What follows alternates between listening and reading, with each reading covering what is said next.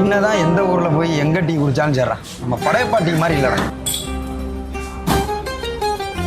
கோபாலு மூஞ்சிலே முடிச்சிடாதியடா. இது கோபாலு கோச்சிக்கிட்டு போறான்டா. வாடா ஏய் கோபாலு, ஏய் இல்லடா, ஏய் கோபாலு, ஏய் என்னடா இல்லடா மாப்ள, ஏன் மாப்ள கோவப்படுற?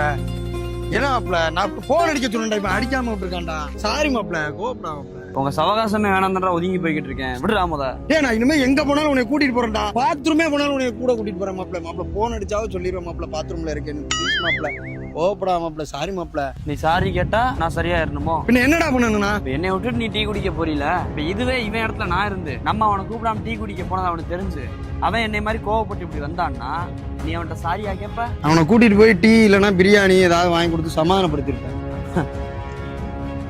அப்ப அதைத்தான் இப்ப நீ பண்ணணும். அப்ப அதை பண்ணா சரியா இருவியா? சொல்றா. டேய்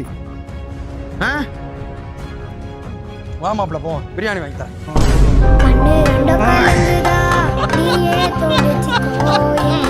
நீ தானே சொன்ன இவனுக்கு பிரியாணி வாங்கி கொடுத்தாதான் நீ சமாதானம் ஆவனு. அதான் பிரியாணி வாங்கி கொடுக்க கூட்டிட்டு போறேன்.